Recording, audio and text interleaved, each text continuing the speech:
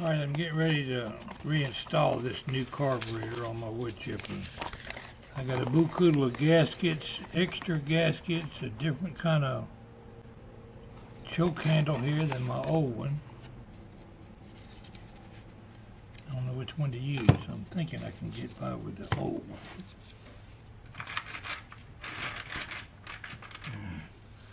It's a little different. It snaps on completely different. This carburetor is probably intended for more than one different model of engine. That definitely ain't going to work. But it comes with several different choke plates here. It has to be installed. Here's the choke plate on the old one.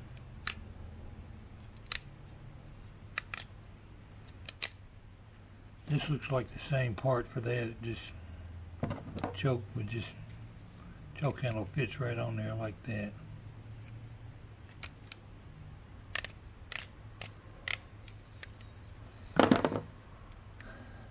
My problem is deciding which one of these choke plates to use. Why would there be more than one?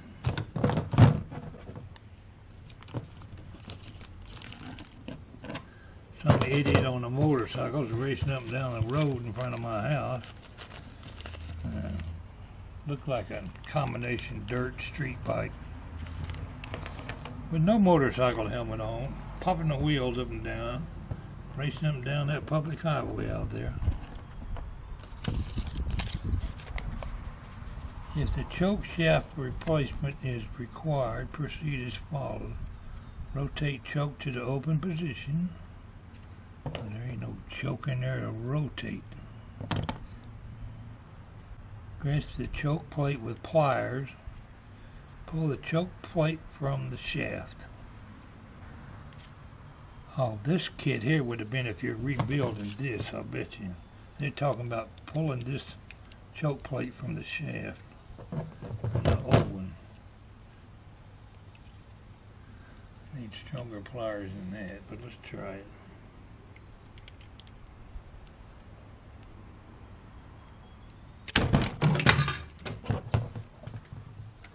Well, it came out. Knocked my water off in the process.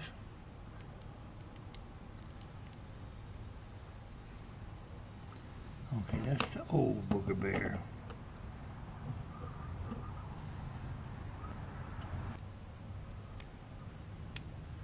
Alright, let's find a choke plate that's exactly like this old one.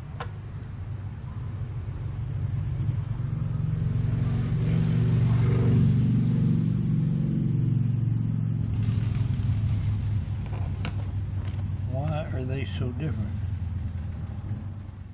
Alright, it turns out there was numbers on the choke plates, and I just found the one with the matching number. Pulled out the old choke plate to get the number off the old carburetor.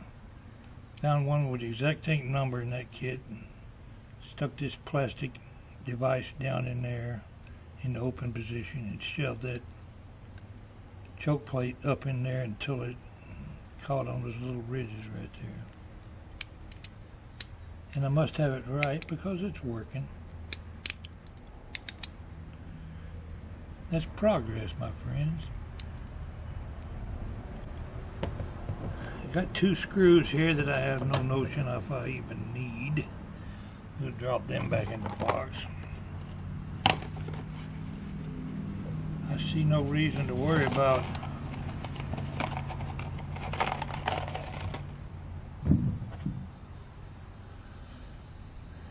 using this thing here because it's not like mine. I'm going to use the old one.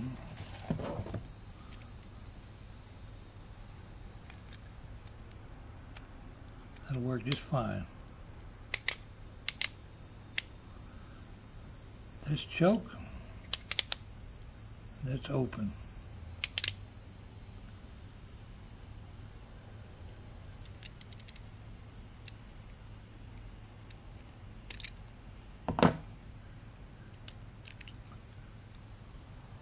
When I I installed it on the wood chipper. I have a linkage to hook up in this hole here and a little spring to hook up in that hole. You got to turn it sideways and rotate it until that connector gets inside there. Take a little pair of needle nose pliers and hook my spring up. Then I'll put 2 bolts here, the ones that held the carburetor onto the engine. I'm showing you this because you probably see it better here. Then I got this little adapter that was on there. I'm going to put it right there. Bolts will go through here, and this will bolt right to the engine. I'll replace the gaskets. The gasket that goes on here is where the air breather attaches. Looks like we're going to do all right with this new carburetor. We'll put this gasket on the air breather.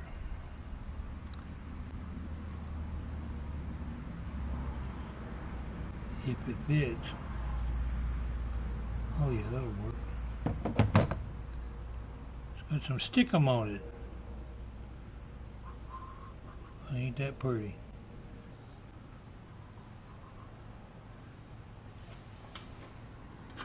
All it's going to do is attach to this. I think I better clean this a little bit before I put that new gasket on there. Well, it didn't clean off too good, but I'm going to try to go ahead and line it up.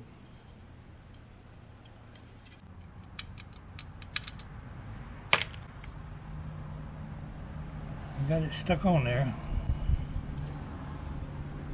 Lay that back down on the floor.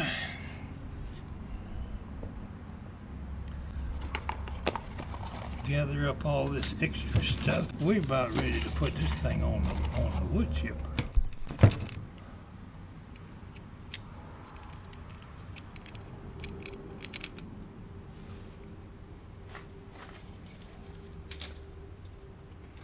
When I install this on the machine, I'm going to use this Torx wrench right here.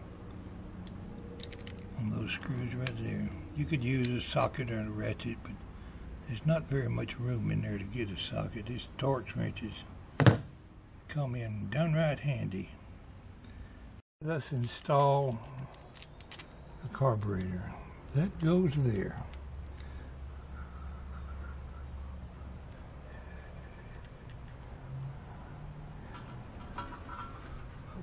We want to stretch this out and hook it right in there.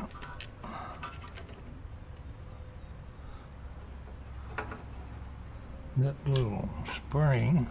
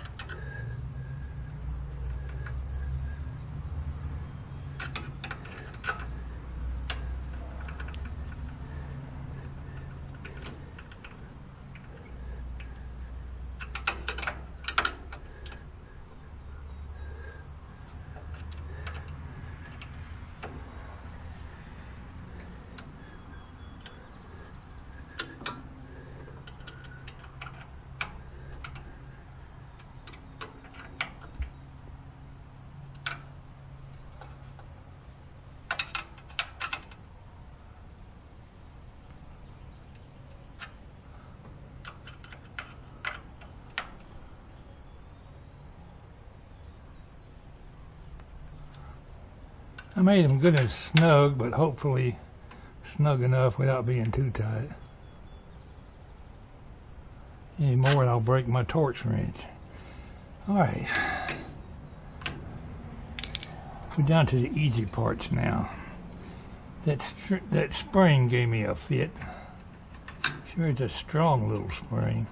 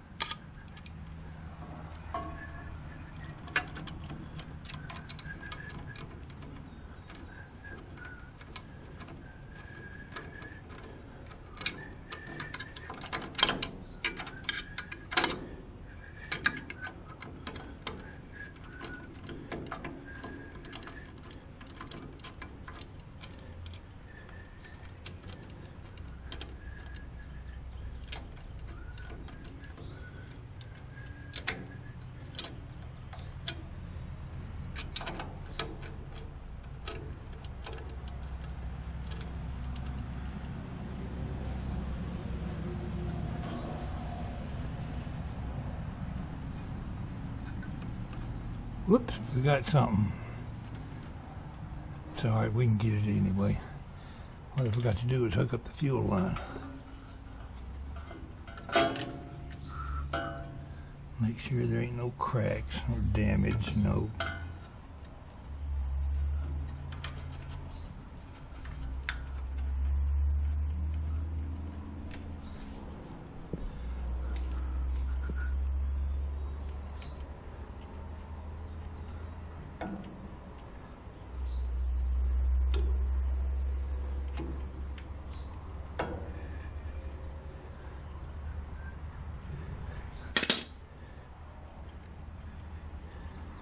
Okay, we got the fuel line hooked up, hopefully snug enough.